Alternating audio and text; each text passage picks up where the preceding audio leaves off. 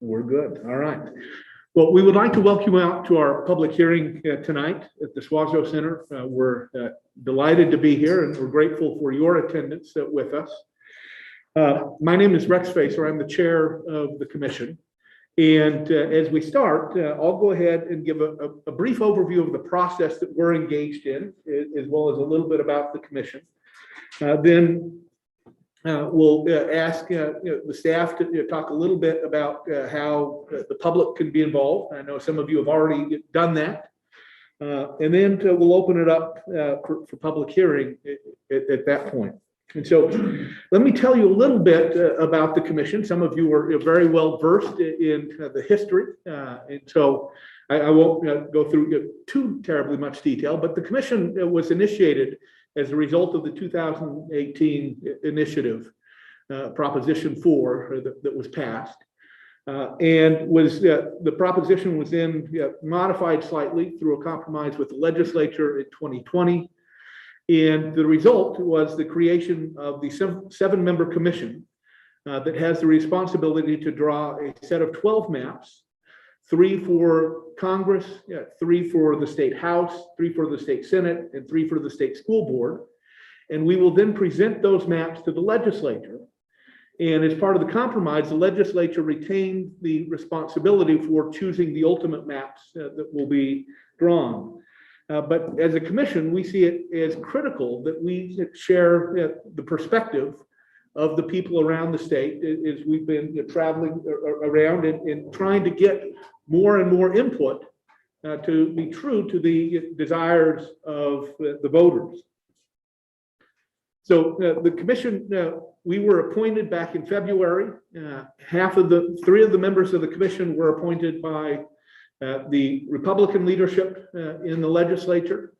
3 were appointed by the Democratic leadership in the legislature, and then I was appointed by the governor. Since February, we took some time to create a new state agency and then figure out what redistricting was. One of the interesting tasks that I think all of us have much greater appreciation for now than we ever did was the complexities around redistricting. And we are grateful for those that have come and shared with us some of the nuanced details of redistricting. We've had some national experts come, as well as some folks from across the state that have shared their perspectives. So in addition to that kind of early organizing effort that we went through up through about August, we were preparing to receive the census data. And in a normal year, the census data would have been received in about April, and we would have been able to start drawing maps shortly after that. But given the pandemic, the Census Bureau was delayed in issuing the census data, and it did not become available until about the 12th of August. And after it became available, it still took about a week and a half to 2 weeks to get the data in a format that it could be used in the software that we're using to draw the maps. So since that time, we've created 3 map drawing teams. And 2 of the map drawing teams have 2 members. And that is Commissioner Hale and I are a map drawing team. Commissioner Thorne and Commissioner Hilliard, who is not with us tonight, are a map drawing team. And the other team has 3 people. It has Commissioner Baker, Commissioner Durham, and Commissioner Bishop, who is also not with us this evening. We excuse both Commissioner Hilliard and Commissioner Bishop as Commissioner Hilliard had some other issues and Commissioner Bishop had some transportation challenges. And so we wish him well in getting that resolved. But the map drawing teams, we've been drawing now for about 4 weeks. And in any given week, a map drawing team has taken anywhere from 2 or 3 days to 4 or 5 days, and then anywhere from 4 to 10 hours a day in drawing alternative maps. And in drawing those maps, we've been trying to use the set of criteria that have been given to us in the statute. And the first criteria, and the one that is kind of most key in most discussions around redistricting, is the equal population criteria. And the language allows for some deviation in the population difference between districts. But it says that it should be as equal as practicable, which my good friend, Commissioner Durham, it tells me means that it has to be doable. And in Utah, for example, we have a number that's evenly divided by 4. So you could theoretically get to a 0 deviation among congressional districts. But that may not be practicable in that just the way that we can't divide areas smaller than census blocks. So the census has divided up the state into over 70,000 blocks. And each one of those blocks contains a variety of number of people, ranging from zeros in the unpopulated parts of the state to over several thousand in the district or in the block that contains the prison, for example. Most blocks that we deal with are usually in the 10, 20, 30 range, but some of them have 400, 500, 700 people in a block. And we can't divide that block any smaller than it exists in the census data. And so we're challenged then for the congressional districts to create districts that are approximately 817,904 people in each district. And again, there is some deviation that we can have within that. The legislative committee, they adopted a standard of a 0.2% deviation for Congress. That means that plus or minus about 800 people, we could have a deviation, 800 people above the Commissioner Hilliard has this number well memorized. The 817,904. So 800 above that or 800 below that is the range that we're targeting. But the more narrow, especially in the congressional districts, that we're told that the more receptive the courts are to not challenging those districts. For the state Senate, because there are 25 of those, 29 of those seats. I've got too many numbers running around my head at the moment. So there are 29 of those seats. So you have a population of 112,814. And then 75 House seats results in a population of 43,622. And the state school board, which has 15 seats, has a population of 218,108. So the task then is to figure out how to divide the state in ways that make sense. And the statute that was created through the referendum gives us a set of additional criteria in addition to the equal population criteria that everybody across the country uses. And so in addition to that criteria, we have to have contiguous districts, which means that we can't have part of a district that's not attached to another part of the district. So if, for example, we said we really like this area of Glendale and we want to put it with a part of West Valley City, unless those areas are connected geographically, we can't do that. So even if it makes sense for all kinds of other reasons, they share common communities or other things, we have to have them connected. The statute also challenges us to have the district as compact as possible.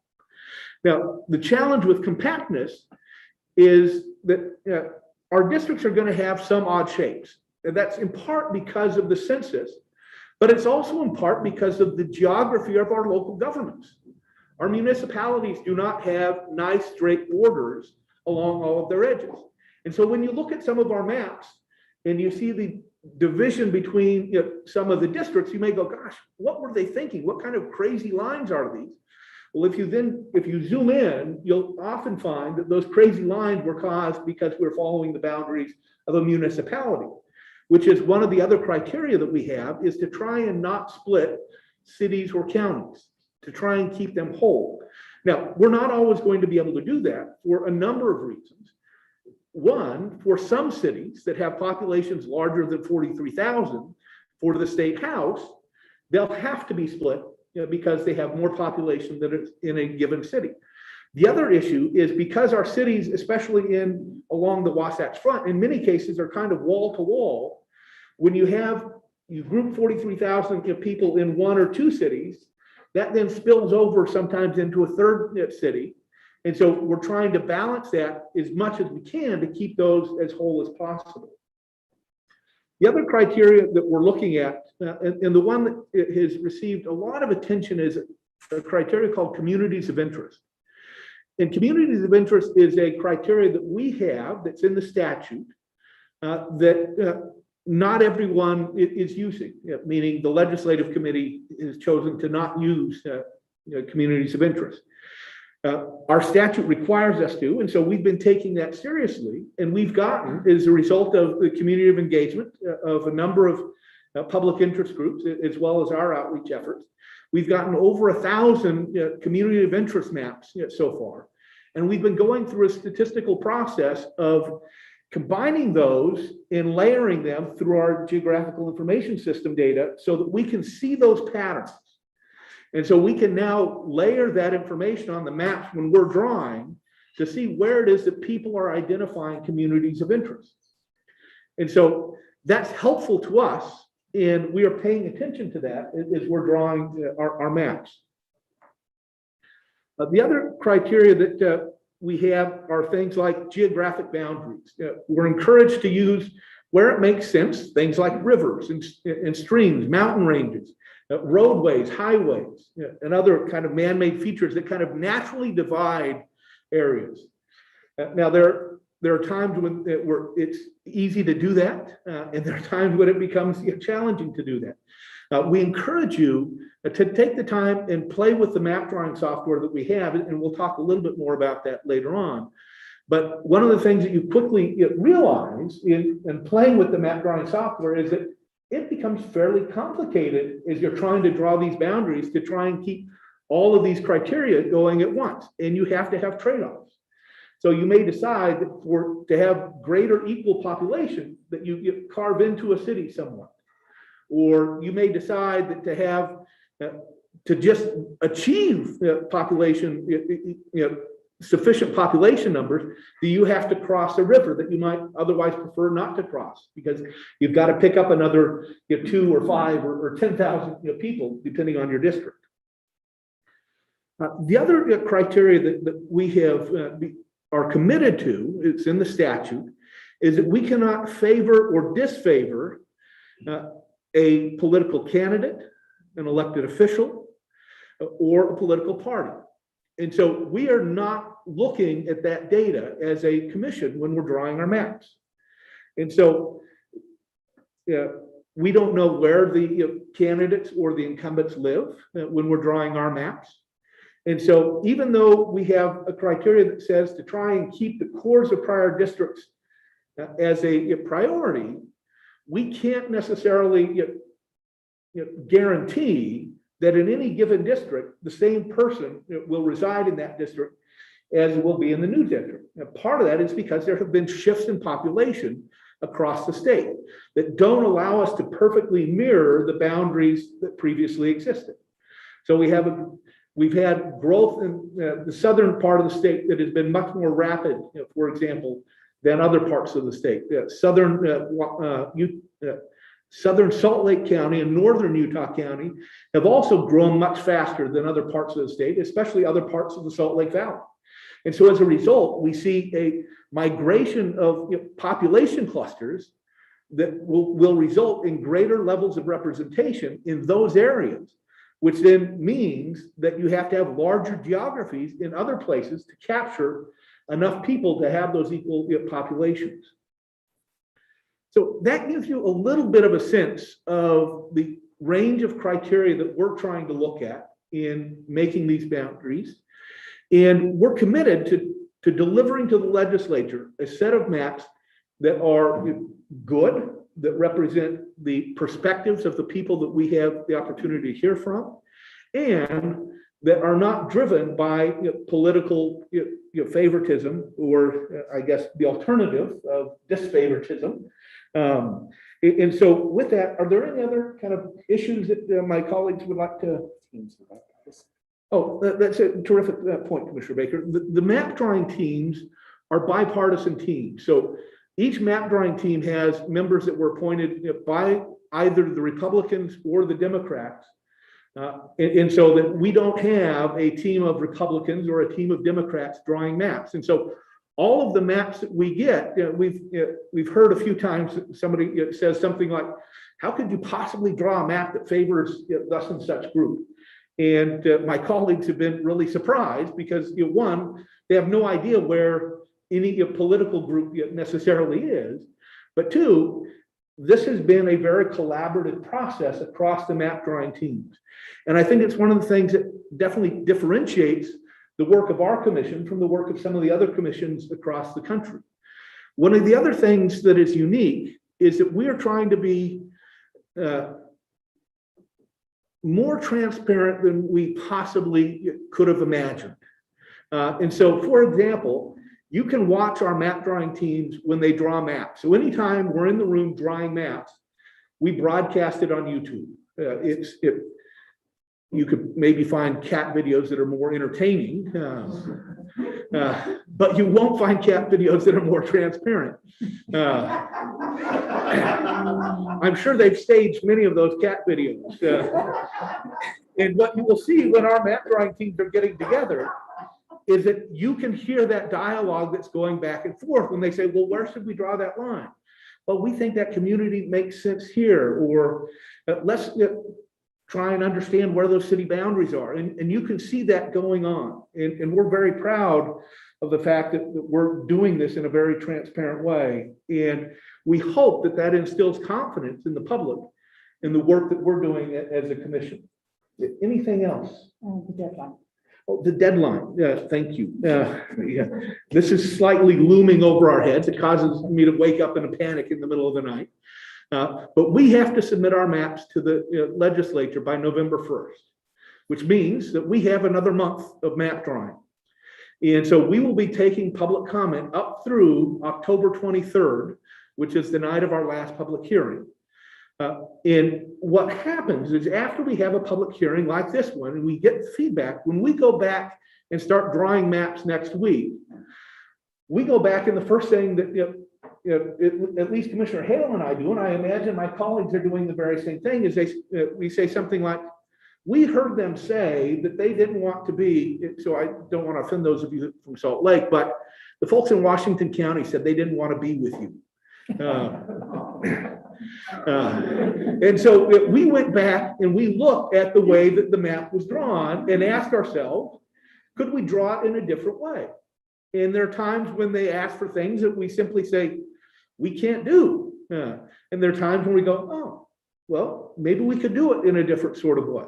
And so you can look and see the versions of the maps that we have drawn up on our website, and our staff will show you where those are here shortly. But you can see all of the maps that we've drawn, as well as all of the maps that have been submitted by the public. We want people to see those maps. We want people to comment on them. We want you to tell us what we've done well, and perhaps more importantly, what we've gotten wrong, so that we can correct it, or at least give it a valiant effort at correcting it. And it helps if you tell us the reasons you think it's wrong. We've gotten a lot of comments, I don't like this, or this is ridiculous, or tell us what you would like in its place and why, so that we can try and factor that in. Thank you, Commissioner Thorne. So I think that gives you a nice, well, I'm not sure if it's nice, but it gives you a complete overview of the task that we have before us and the strategy that we're using to do that. And I'm going to ask our, Before you do, please, you may. I just want to add a footnote on the topic of the maps that are on our website. Every single one, I assume coming from the public, but certainly coming from the commission, they are draft maps. They're not things that the commission's pushing or is necessarily even happy with. And we have not yet met as a whole group so that the whole group can assess the work that's coming out of the different teams. And so some people are assuming they have to fight back against those as if they're a fait accompli, and they're not done yet. And I know on our team, we have every intention, partly because we started mapping before we started traveling around and having these public conversations. we've realized that we want to go back and redo some of the stuff we did early on, so keep that in mind. Yeah, terrific point, and thank you very much. We are committed that these are draft, maps, and they're designed to facilitate discussion and help us make better, decisions as we move to final maps, as we move forward. So, Ally, if you would share some about our website and help folks know, how they can participate. Yep. We don't have to do this, I'll just-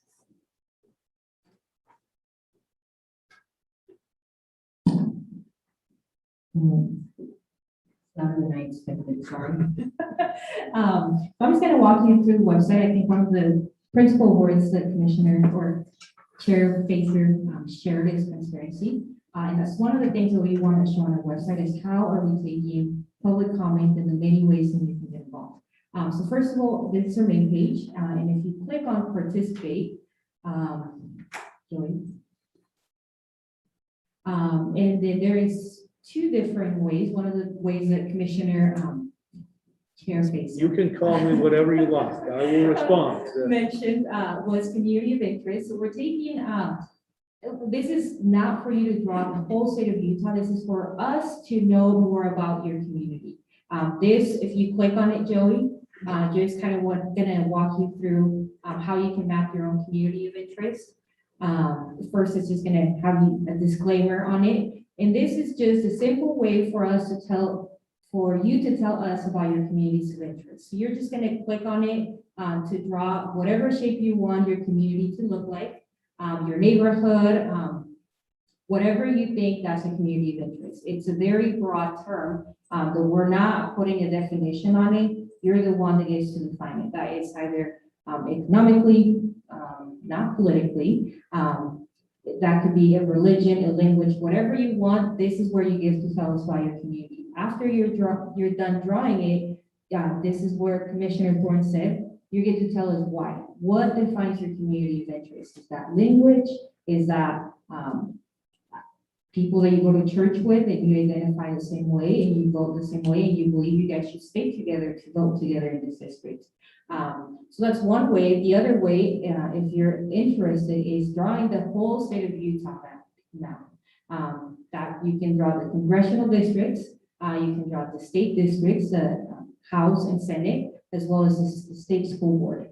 Now, you will find that this is not an hour task. This is going to take hours of drawing because of all the things that Commissioner Chair Facer just explained. That you have to do numbers, they have to be contiguous in X, Y, and Z.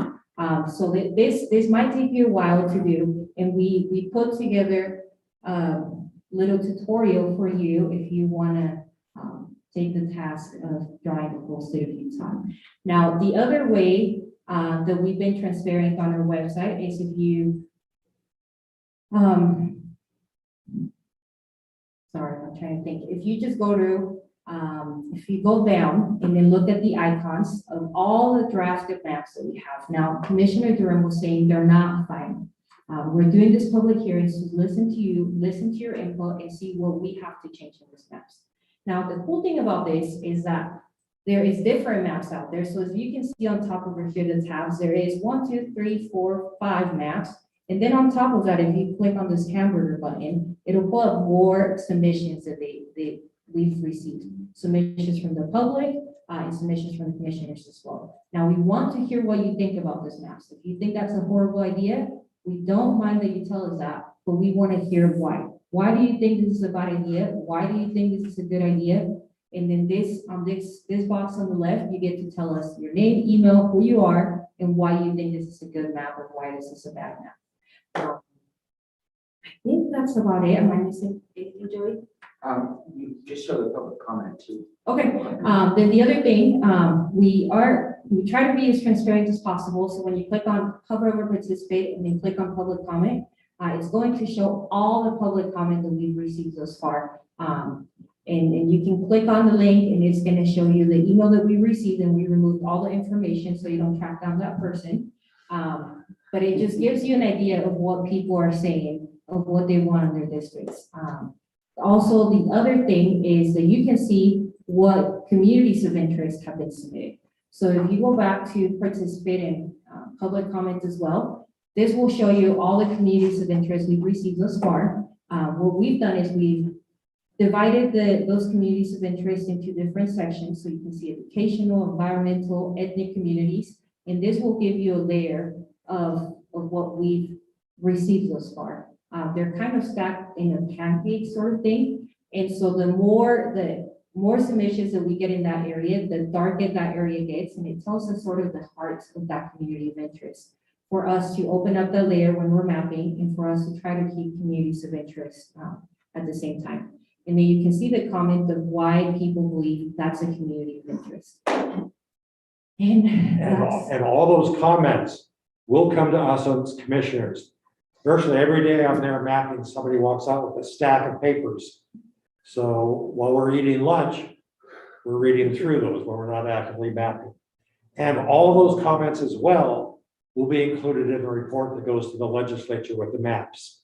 So they will have a report that explains why we drew that map A this way, and map B is a different way of doing it, and map C is still a different way of doing it.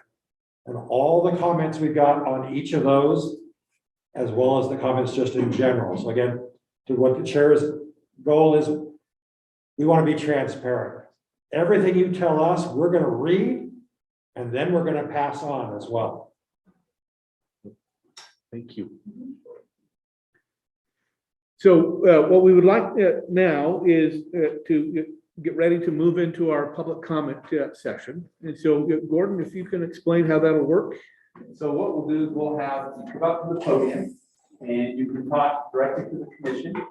And they're very interactive, so they'll love to hear what you have to say. We put up a 5-minute timer to kind of make sure everybody gets a chance to talk. And at the end, in the back here and up here, we can show you the software. So we'll have an open house kind of atmosphere at the end of the meeting where you can go through and see the software, see the website, and really understand what's happening. So, And what you say makes a difference. I mean, we've heard from people in rural areas, for example, that they want their rural area connected to an urban area for some purposes, but not for others. So if you don't like that idea, or you think that's a good idea, we want to hear from you. We want to hear why. So, Well, please. just an anecdote too. Our team was preparing a map is it this week? Yeah, it was Tuesday, I believe. Week it is. And we had taken care of a large city in the state and drawn the boundaries and so on. And we happened to have a group of representatives from some community members. I think they were from La Raza. And one of them was extremely familiar with the geography and the demographics of the city we were working on. And that person sat down with us and said, okay, here's what you've split. And here's where this concentration exists. Here's where this concentration exists. Here's where the differences in socioeconomic levels, et cetera, exist. And based on that input, we scrapped our original approach and redid that city. And so far, we feel quite comfortable with it. We'll see what the next person thinks of it, but it really does have an impact to get knowledgeable input from people who know their communities and their cities and their towns and their counties. And thank you. So what we'd like to do at this point is invite anybody who would like to make a comment to the commission to come up. We're going to trust that we can be civil and orderly and just kind of take our turns. And so we invite anybody that would like to share their perspectives to come on up to the podium and tell us your name and where you're from, and then share with us your perspective.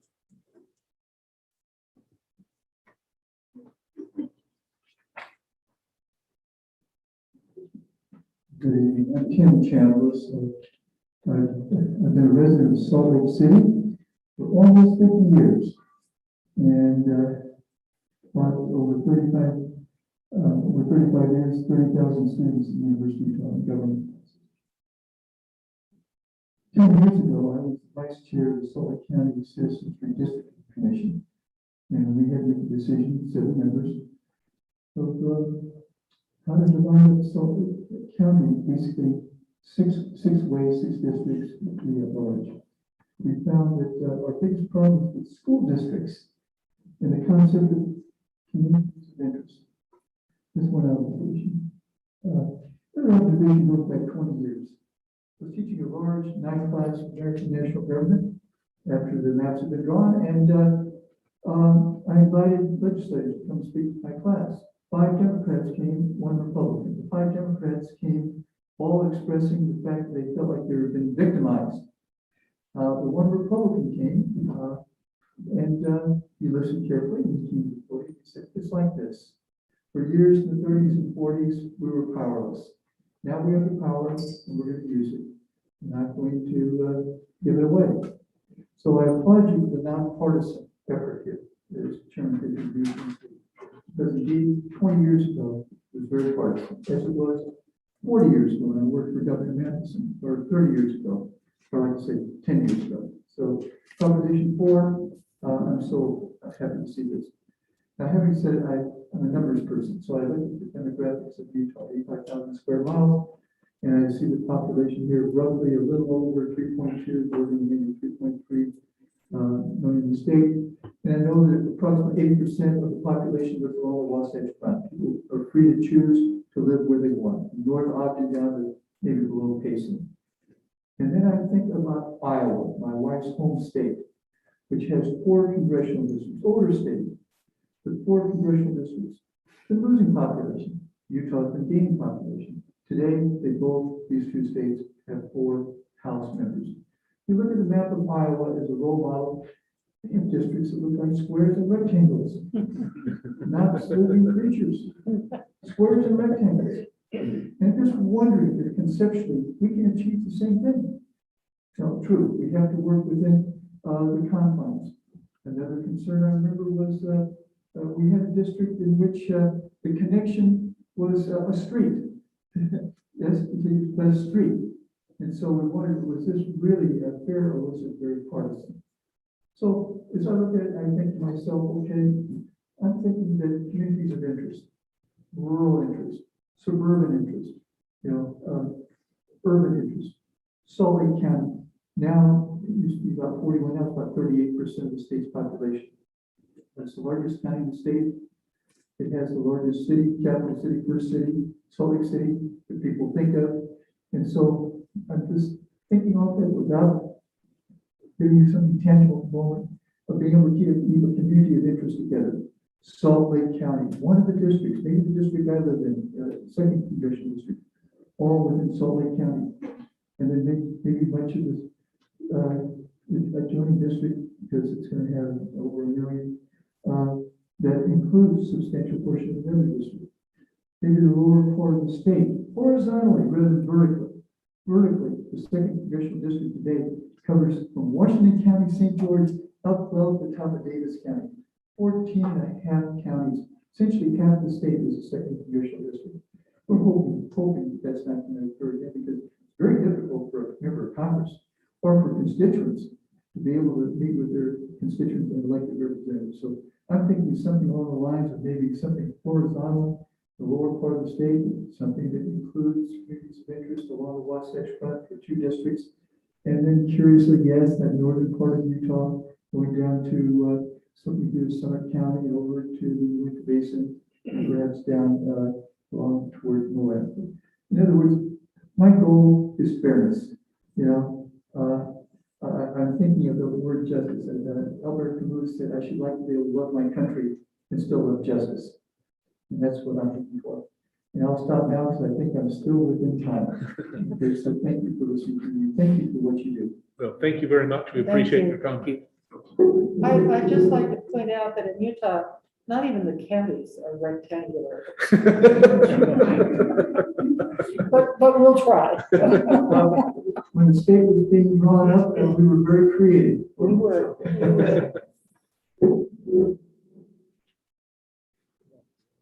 I can't get my dog to stick.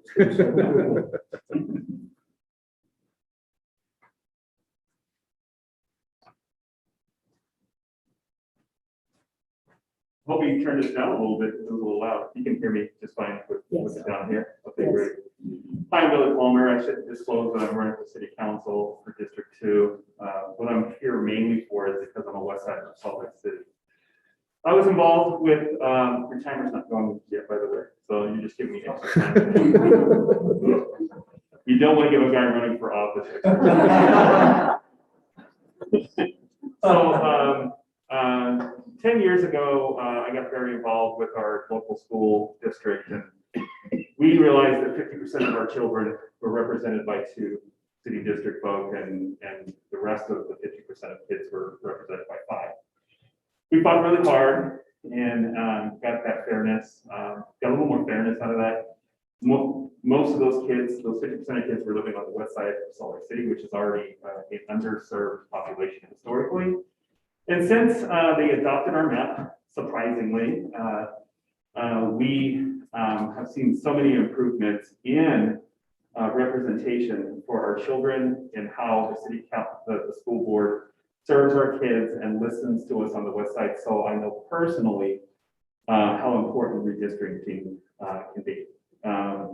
In that, I'd like to say, as a West Sider, which I'd really like to speak from, I've lived here all my life, the West Sider of Salt Lake City specifically. We have seen where our neighborhood gets ditched off to different districts. And he gave a fine example of that. And what I would really love to make sure to see is that our House of Representatives still has 2 people. And that our local senator, our state senator has 1, because when you talk about communities of interest, and I haven't stopped to say thank you for this independent commission.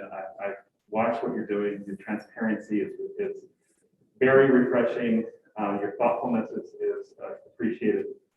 And we hope that because you are factoring in something very important in communities of interest, that your decisions weigh heavily on the decision that is the final decision. So, but when you talk about communities of interest, the west side of Salt Lake and surrounding areas, to me, is so unique in so many different demographics and minorities and economics.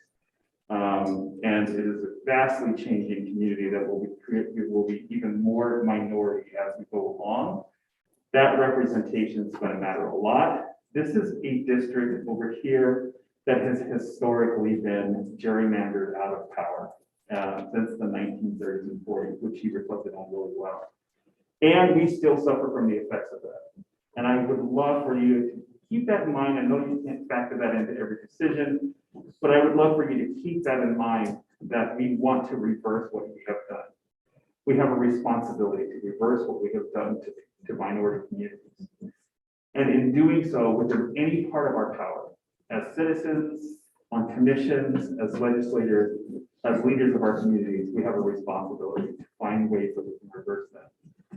We can't do that alone or in the silo, just one group or another, but we have to do that as a community. And so I would like to talk to you in that sense of community, that we don't see minority communities getting split up to where we do not have a voice for ourselves, because we do have challenges, gaps in educational academic outcomes, gaps in the ability to find good jobs, and all of those things are very important to us. We fight for those things, but we hope that we have a representation that we can elect to help us fight for those things. That's my statement. Thank you very much. We really appreciate your Thank you. perspective. Thank you.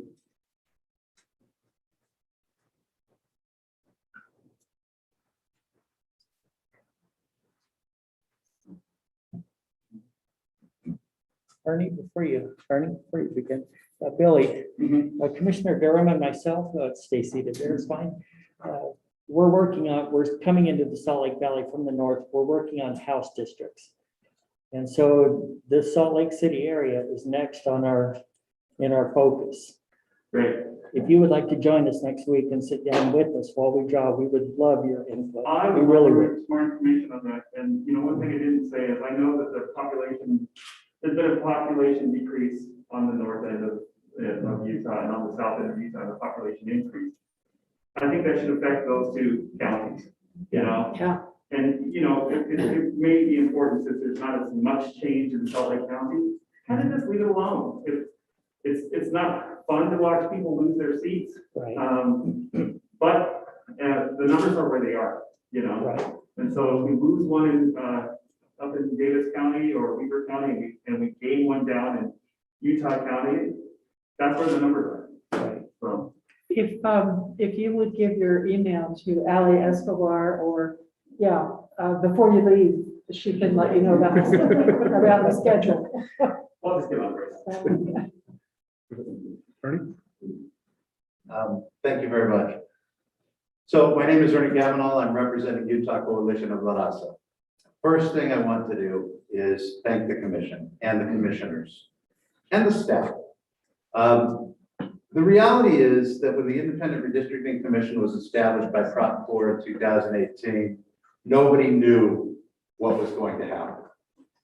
These commissioners are drawing these maps, and I don't know what kind of compensation you're getting. I hope you're getting a hamburger out of it. The occasional hazard. But I will tell you, I sat down and I remapped the entire state of Utah. And the first time I did it, it took me 8 hours. And then when I cleaned it up and renumbered it so my numbers would be in order, it took me an additional 4. The fact is that these 5 commissioners, along with the 2 other commissioners, are statutorily required to create 12 maps. And that is an impressive feat. And I congratulate you for stepping up and serving Utahns in this way. That said, I appreciate the outreach, transparency, and comments that you are collecting. And the reason that I appreciate that goes back to what Dr. Chambliss had to say and what Joey Palmer had to say.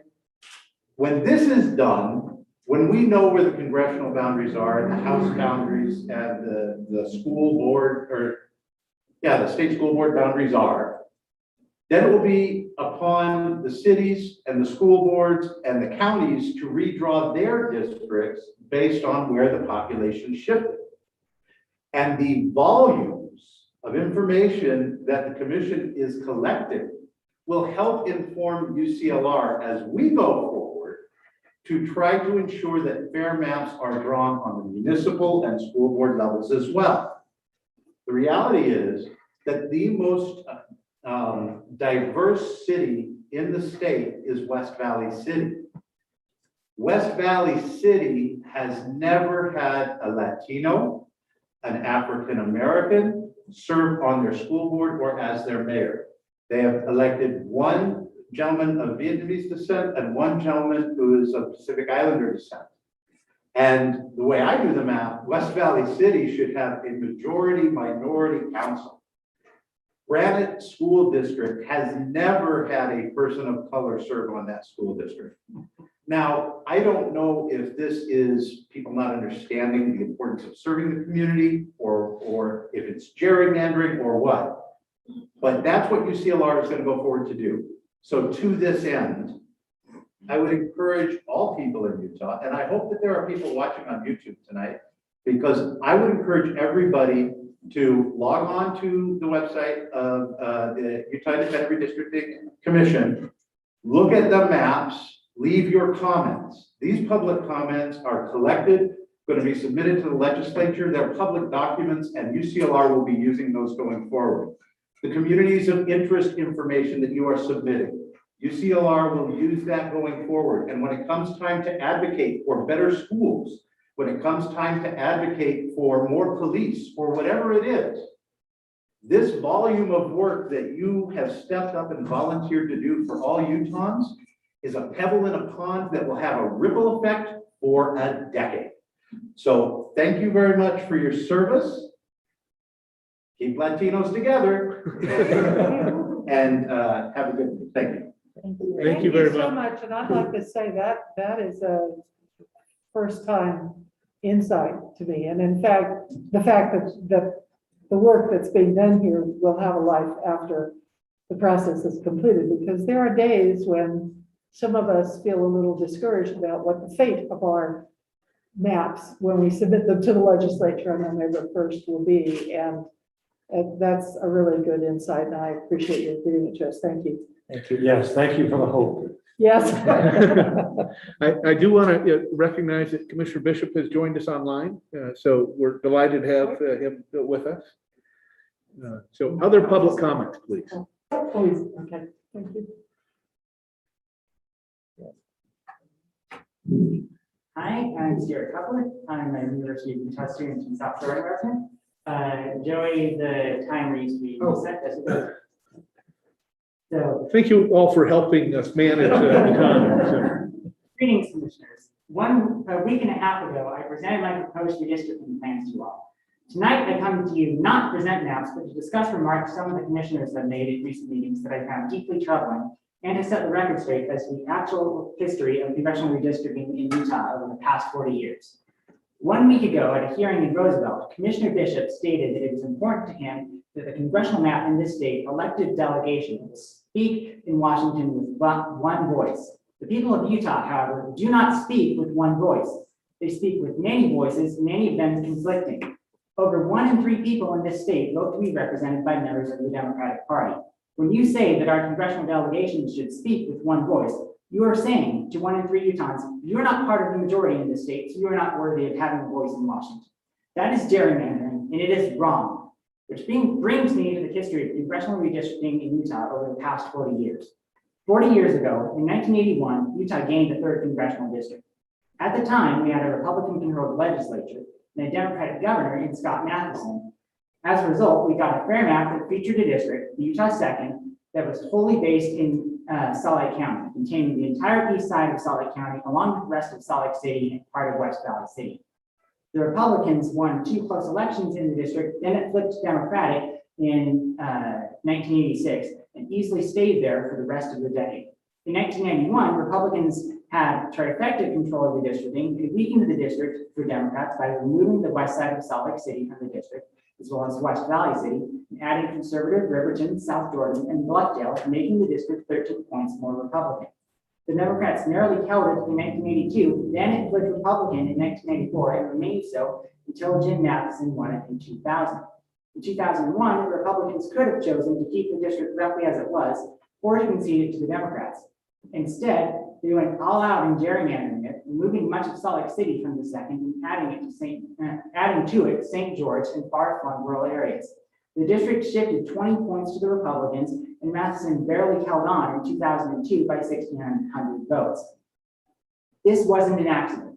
This wasn't a side effect of a noble goal. It was the point, and Republicans, including Bob Bennett and Jim Hansen, called it out as such. Making it harder for a Democrat to win was the point, and any justification about making it easier for representatives to represent the state was post hoc. Jim Matheson, being the talented politician that he is, defied the gerrymander and won re-election, and continued to win re-election by ever larger margins for the rest of the decade.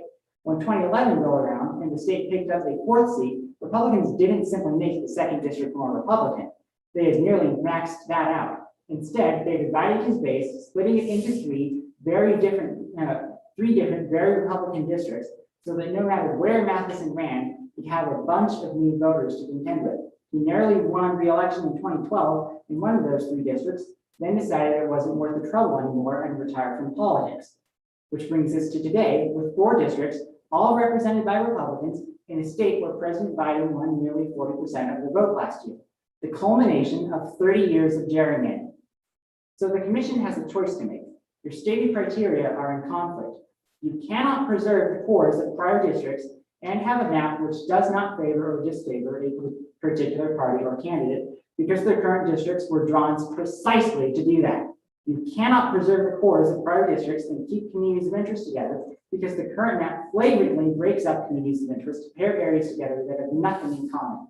The whole point of single-member districts is that legislators can represent compact areas with similar interests so that they don't have to pick and choose whose interests they respect and whose they don't whenever different parts of their state disagree on an issue. This line about pairing urban and rural areas helping legislators represent the state is a load of taradiddle used only because it benefits Republicans. You never hear the people saying it advocate for pairing Albuquerque with the Permian oil fields in New Mexico. You're not clever, people who are doing that, who are saying that. Commissioner Hilliard is one of them. The partisan implications of such reasoning are plain for anyone to see.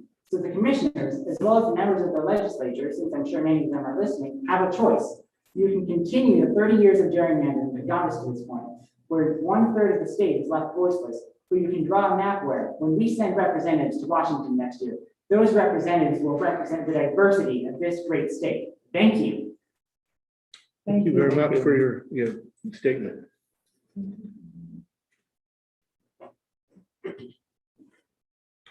We welcome others to share their thoughts. I guess I'll talk, and I didn't know I was going to talk, so I'm not as prepared, but I was Please. involved in that. My name's Arlen Burrell, and I live in Mill Creek, and I work in healthcare, and I have a family, and I've been living in Utah most of my life. But there's a lot of things that everybody said that I agree with, and I agree with the fact that I don't feel represented here because of the way the state is divided up.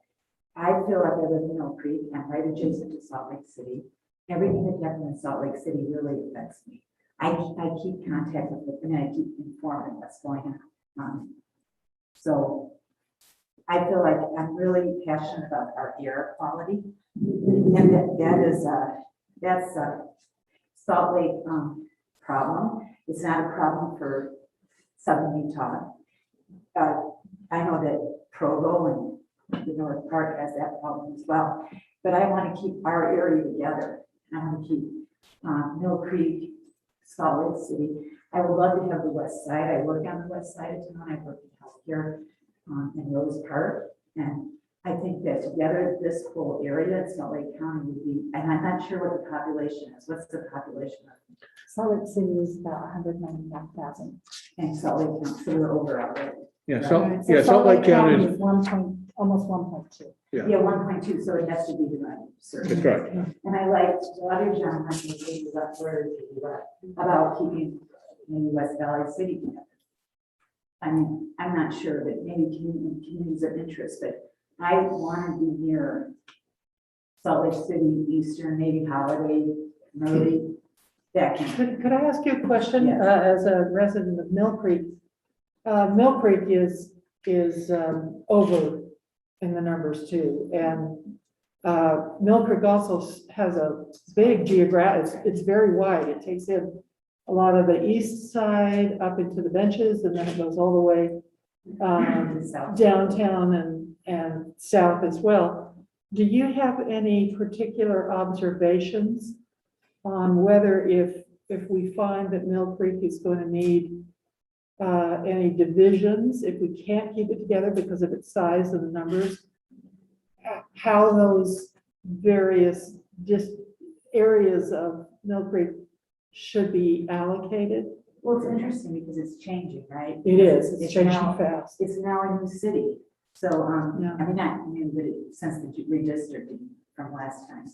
And we're just new and we're changing. And we're trying to get more people to have more high density living for our environment and for Right. our future. We can't keep having all this sprawl. So like, I like having everybody from Mill Creek kind of together if we can. I know it's a lot different, but I don't want to have a separation between the rural people either, because I know they have their needs. I mean, we're all Americans, we have to be together. But I think if we can have fair districts, kind of like what Hugh was saying, we're gonna come out better. We're gonna just make better decisions. We're not gonna get wacky politicians.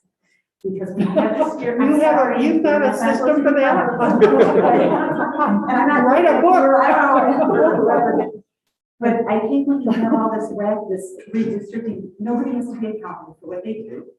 And I appreciate that we're doing this, and I've been involved, just getting signatures, and I'm kind of a volunteer type, but I really think it's very important that, and my other thing is like transportation too. We need to stop driving as much. And so Mill Creek is close to Salt Lake City again, and maybe people will maybe live more in the same areas. And I know people, it might change now because of the computers, and, telehealth and all that, but. So I would just like to keep Salt Lake together as much as possible. Thank you. Thank you very much. And just to provide a little context on the Mill Creek has a population of about 63,000. And so It's got about an extra 20,000 people, and that was part of the question that Commissioner Durham was getting at is, we're gonna have to split Mill Creek, and so who do we put the other, For the house. for the house, seat? Well, I'll think about that, what I think anyways, I said to think about it more because. Yeah, send us a comment on the website. We would very much appreciate that. I have a question too, is, we talk about this all the time in my family, but is there a computer program, an algorithm that people use to draw districts? So there are algorithms that can be used. One of the things that, and they can literally draw millions of maps. And we're actually comparing the maps that we draw to some of those algorithms that are being drawn by groups like the Princeton Group. And one of the challenges that we have is, they're going to draw a million maps, but which one of those do they choose? What they're useful for is comparing your maps to the average set of maps to see, are you better, worse than, and you can get the kind of a perspective, but it doesn't do a very good job of telling you which one is the right map. And that's where the human judgment, and we hope by having these terrific folks that are with me on the commission, that their wisdom will prevail.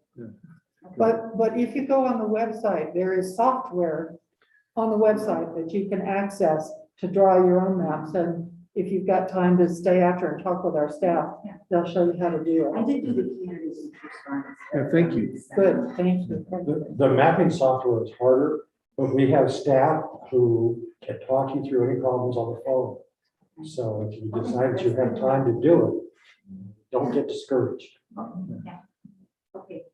I'll add that the mapping software that the commission uses is a bit more complex than other software that's out there. So what you can do is I draw all my maps in a tool called Dave's Redistricting app, and then export it from there and import it into the software that commission uses. And that. What's on Better Boundaries? What are they using? No, Better Boundaries is for communities of interest. Yeah. Oh, that's all. Okay, never mind. Well, one other thing, I have a question for you all. What happens if our state legislature is totally? They have a final word. And Yeah. is that what? Well, what we want is we want the people to raise their voices and, have their perspective, carry a significant weight. So, And of course, the only remedy you ever have for legislative action that you don't like is to vote the legislators in. That's how democracy works. And if we have good districts, we can do that effectively. Right, That's right. Well, yeah, it's a bit of a chicken and an egg there, isn't it? thank you. Yeah. Other public comment? Actually, can I ask a question, just very similar to hers? Sure. You had suggestions, so what we can, you guys have been amazing. Yes. And I think we all appreciate that you don't have the final say. So what can we as citizens do right now to try to start making sure that they get held accountable as opposed to doing something the night before the way we did the last time? Please, Karen. It's like former Senator Hale will talk about that. Well, I think one thing all of us can do is talk to our legislators to say, 2018, this measure, this proposition passed. The state voted for an independent re-election or redistricting commission, and it's important to the people of Utah. The commission, the independent commission, is traveling throughout the state, gleaning information that will inform the maps that we're drawing. And so we refer to these as the people's maps. These are the maps that we'll be taking to the legislature that will reflect everything that we have, hopefully everything that we've been able to take in and to draw our maps. So I would hope that all of you are encouraging your legislators to support good, hard look at the maps that will be submitted by the commission, that they won't be dismissed, and that they will recognize that these come out of the will of the people, that this commission was formed because of that, and hopefully our commission is really taking this duty seriously, and we are working as hard as we can. And so if you can do that, contact your legislators, but also encourage all of your neighbors, your friends, your families to be engaged in the process as well, to have them call their legislators as well, and hold them responsible. And tell them and remind them that this was voted on by the people of the state of Utah. And just one comment, there was a really great question about algorithms and different types of programs used to draw maps. And, you know, there are all sorts of different types of programs, and there's numbers of programs that could easily take the whole number of our state, divided equally in all of the different areas that we need it, for the 29 Senate maps, for the 75 House maps, for our congressional districts, and for our state school board districts. And they could do it so that it came down just to the person, maybe, a differentiation of one person per district. But that's not what we want. We don't want lines that are just drawn by a computer, That's why we're taking this information. We want those communities of interest to be held together. We want people to have faith and confidence in the process, that we have a process that we want to trust, that we have fair representation, and that we have an ability to be able to have a say in our own community, and the community can be able to be kept together so that we can try to achieve the goals that we have as a whole community. So anyway, keep doing what you're doing. Thank you for attending the meeting tonight, but encourage others to participate and encourage your legislator to support the work of the commission. I'm in contact with my own representatives. Could I get any points at all for going to other representatives who can easily see that I'm not in their district? So you're not going to be there. Well, I think it always helps if you have good information to share. I think it's always good to do that. Some legislators, I think, are more open to hearing from others outside their communities than others. But I think if you have good information to share it. Thank you. Please. To follow up what Senator Hale just observed, the approval in 2018 to create this commission was a result of years of frustration. John mentioned 1980, 40 years ago. I worked with Governor Matheson 40 years ago. I can remember Governor Matheson asking the state legislature to create an independent commission. He had divided government. He was a Democrat. The Republicans controlled the legislature. Republicans said no. They basically went behind closed doors and drew their maps. To their credit, 10 years ago, the Salt Lake County Commission created the Citizens Redistricting Commission, advisory, and a 7-person commission. And we tried our best to do what you're doing, be as nonpartisan as possible. We had the problem that we had 2 members that lived in the same area, and we knew it, and the commission did not want to have somebody run against someone else who was incumbent. But so we experienced years of frustration that finally resulted in 3 propositions on the ballot in 2018. Your Proposition 4 has created this. And we're trying to get good government, better government than what we've had in the past years. Thank you. Thank you. Other thoughts, please.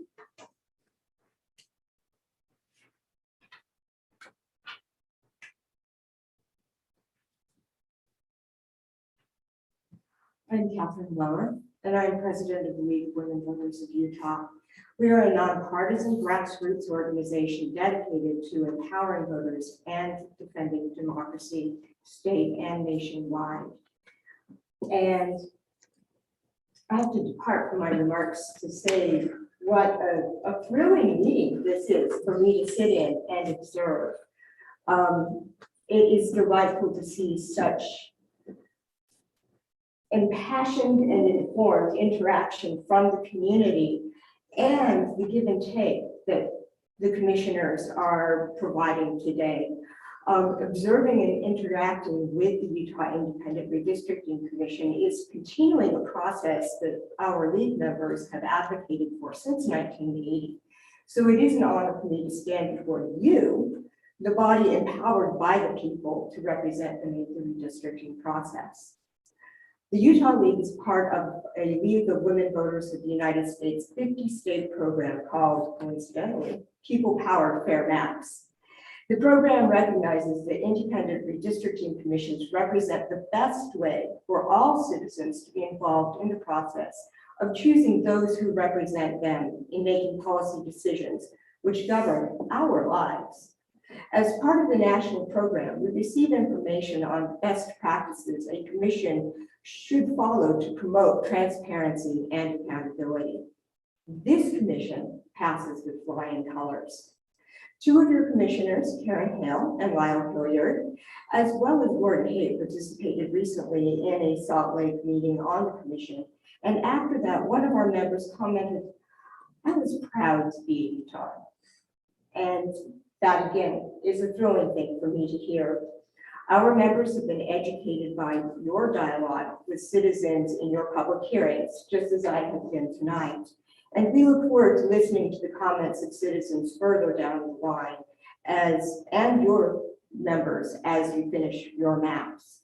We realize that the next big task will be to work with you after the maps have been finalized to educate the public and to persuade the legislature to accept maps that represent the people of Utah. Thank you for all your time and work on listening to the citizens of Utah and preparing maps for consideration so that the people may choose their politicians, not the other way around. Thank you very much. Thank you. Thank you.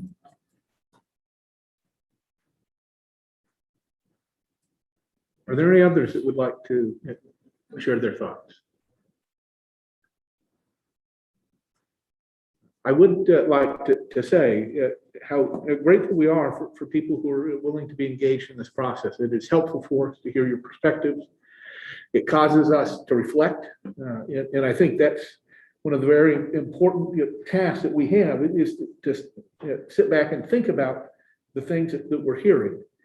Because we do hear different perspectives from different groups, and we appreciate that and value that.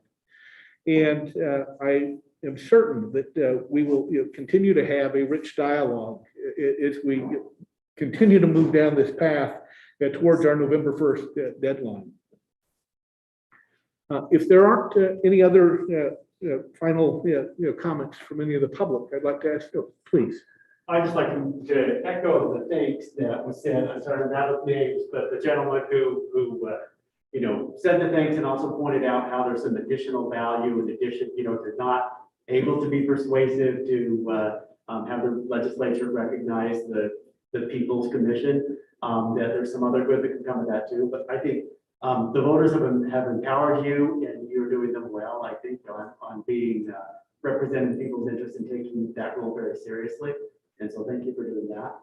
And I know that, you're empowered by the people. This commission was created, unfortunately not constitutionally empowered to make the decision, but you'll do the best you can to be persuasive on that. And anyway, just thank you.